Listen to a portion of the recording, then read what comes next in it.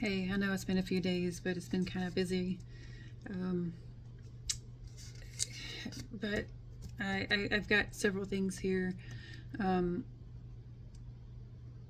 I've made a few connections. It's interesting because Heart Flame for Jesus, Candy, I've made a lot of connections with her, and she has kind of inspired me to get on here. I think a lot of people are making videos talking about their dreams because there are so many, and the confirmations just keep coming.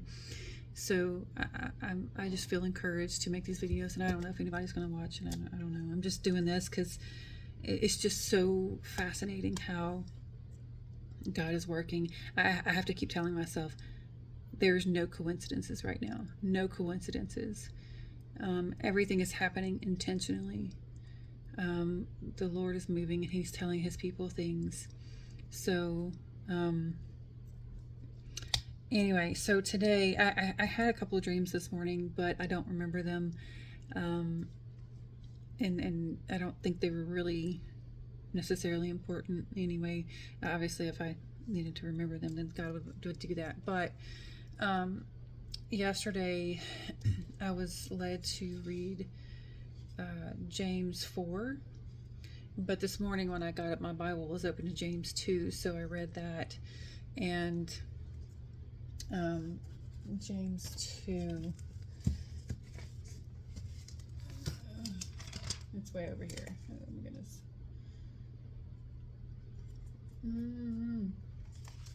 Anyway, so she's reading in Luke 14, Heart Flame for Jesus. Her video,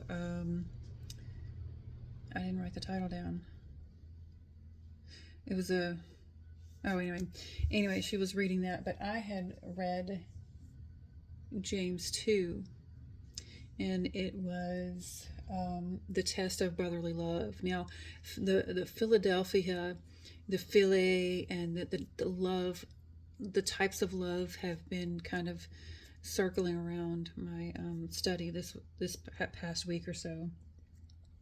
So that was interesting that I came across that. But it said, James 2 says to not respect someone with nice clothes and then send the guy who has not good clothes. You can go stand out there, right? So Luke 14 is kind of the same thing, but it says to the individual, don't take the best place for yourself. Sit yourself in the back, because in due time your reward will be. So the reward is the same for the individual not placing someone with fine clothing in a good seat and putting the guy with the bad clothing in the back. So they're similar, James 2 and Luke 14. But I knew that this was important to pay attention to, because last night my husband and I, we started watching Downton Abbey again, and we were on the episode of when the mother-in-law, Matthew's mother, I don't know if you've seen it, but anyway, Matthew's mother, Mrs. Crawley, is going into the hospital, and there's a man there with dropsy. So she helps to save his life by introducing a new procedure. But and I just thought that was interesting. Those old medical terms are just interesting to me. But anyway, so as she's reading Luke 14, it is about Jesus healing on the Sabbath a man who has dropsy. So that confirmed to me that paying attention to how we treat people in these days right now is very important. We have to keep the love in our heart, because in the last days the love of many will go cold. And so we have to pay attention, be mindful of what we're doing and how we're treating people around us. So, yeah. But the past couple of days have been interesting. So on let's see.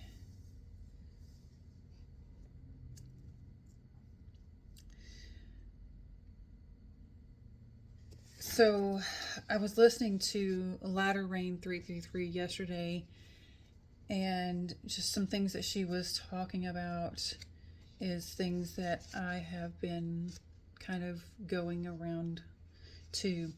But I had a dream on August 22nd of 25.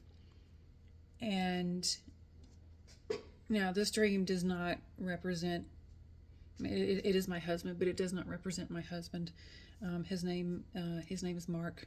And I think his name represents the lukewarm church, because the Gospel of Mark is for the lukewarm church.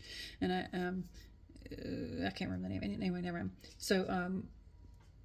So I had gone. So the dream is, I had gone to a conference or something, and I came back to her house, and we were in the process of moving. And I'm just going to say his name because I don't want to say my husband. The lukewarm was in the shower with two women, and one of them I didn't perceive, I didn't see clearly, like saw the person, but the other one I did. And she was a very beautiful African black woman, just beautiful shiny skin and just youthful and just gorgeous, and I had said to him something. I said I knew this would happen as soon as I turned around, or like I wasn't paying attention or something. I wasn't looking right, and he did that, and he had accused me of something. I didn't hear it in the dream, but he accused me of something, and I said, that is not the same at all. What you have done, this is absolute destruction. And that is the key word there, destruction. And my I have two sets of wedding rings because I grew out of one of them. And on top of a dresser, my old ones were already sitting up there. And my new one, I took it off and put it up there with them, like I was leaving him. And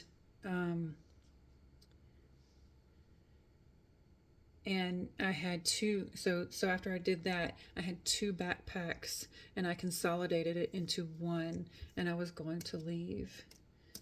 And then I cried on my friend's shoulder. I don't know who the friend was. I didn't know him, this person. So I cried on his friend's shoulder, and I didn't see the person. I don't know this person in real life. Which is, if I don't know someone in my dream, it's either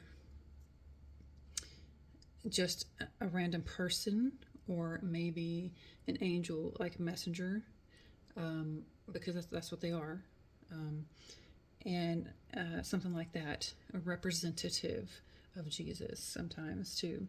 Anyway, so that absolute destruction, right? So the last part of that dream was, as I was getting my things, I looked at him, and he was very skinny, which he's never been skinny. My husband has never been skinny. He has large frame, and he just looked very skinny, and I told him, you've lost weight. So that to me symbolizes like a famine or something like that.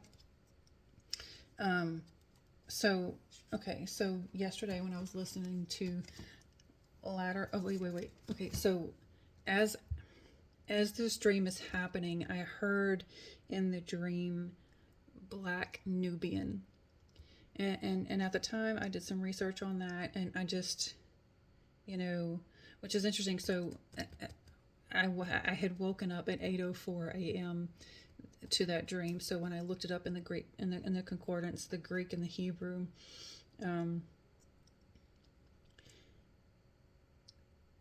which is interesting.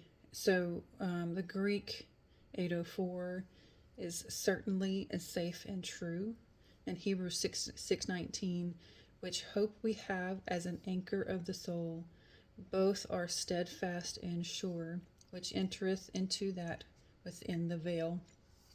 The Hebrew is Ashur, which is Assyria, a second son of Shem, represents a powerful empire that often symbolizes consequences of sin and hope for redemption. So it's basically Assyria, okay? And so I studied Nubian. I understand that, in that area, in that region, they have very dark skin and that sort of thing. But at the time, I didn't understand what it meant, I think. So yesterday, when I was wandering around in Scripture and doing my studies, I was in Daniel 11. I had already read that. And then I was listening to Latter Rain 333. And 11 days ago, I thought I wrote that down. 11 days ago, on November 5th, she did a video, 2 kings, 2 systems, 1 antichrist. And she mentioned read Daniel 11. Now it is a very difficult chapter. I was only reading a few verses of it at the time, and when I clicked on her video, she was linking that to Revelation 13 and 17. So what Daniel 11 is talking about, I think absolutely refers to that my dream on the 22nd. So Latter Rain 333, she said, Revelation 13 to 17, they worship the dragon, the beast, and Babylon. The harlot of Babylon is riding the beast, and Satan controls them both. They want control, and they're playing their part. Okay, that's what she said, and that's what we're talking about here. But the beast hates the harlot, so at some point, the beast will betray Babylon. Okay, and Daniel 11 talks about the king of the north and the king of the south. The king of the south will push the king of the north, and I wrote it. Let me see. I marked it in here. Daniel 11. Okay, so the king of the south is Egypt. The king of the north is Syria. And that's exactly what we have going on right now. Syria and Saudi Arabia are partnering with each other for various reasons. They're doing different things. And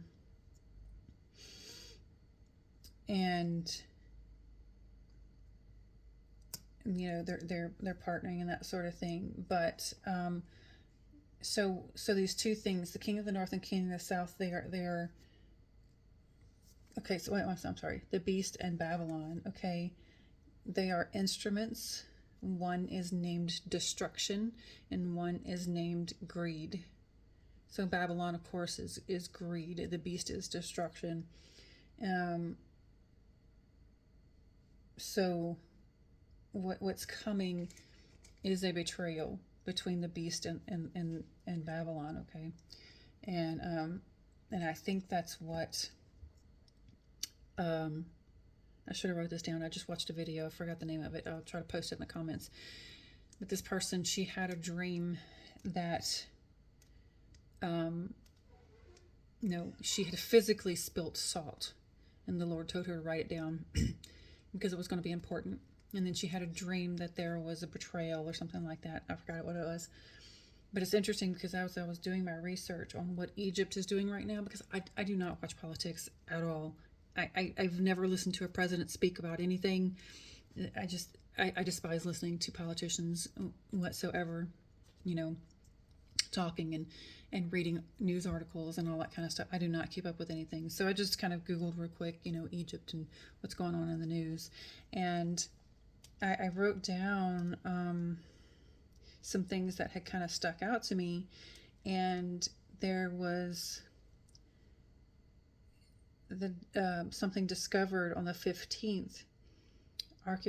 Archaeologists uncover 3,000-year-old tombs with the largest false door discovered in ancient tomb, the door to the afterlife. And it's made of pink granite. So when I was just sitting here listening, going back over my notes here, this lady's video, and I'm gonna have to go back and find it, and I'll put it in the comments. But she was talking about how she spilled salt. So we've got this covenant going on, and we have all of these different countries, partnering with each other, and at some point, a betrayal is coming, and so my dream on August 22nd of being betrayed, with two, right? But there's a lot of deception that's going to be coming soon. I think we know this. We've heard all this before. We're hearing this now. There is deception coming, but it's getting closer. And so many people are having confirmations with each other that we cannot ignore it anymore. And some people will ignore it, and that's just how it is.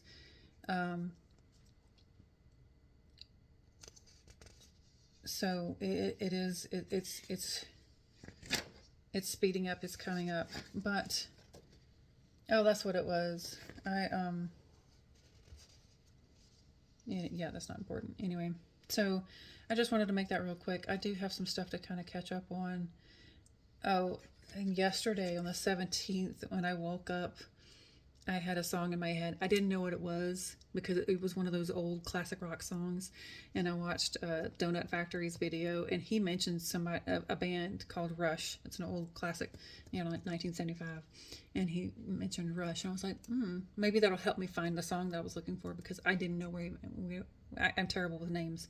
So I typed it in, and I scrolled through a couple of their songs, and I found it. So yesterday I woke up to a song called Fly By Night. So look up the lyrics to that, or look up the song. It was really cool. So Rush, Fly By Night, Away From Here. I thought that was really cool. I don't want to make this too long. I could go on for so long, and I'm just going to have to, make other videos, but I don't want to go too long. But I had a really cool dreams yesterday. Anyway, I'm going to leave it there, and yeah, thanks for watching.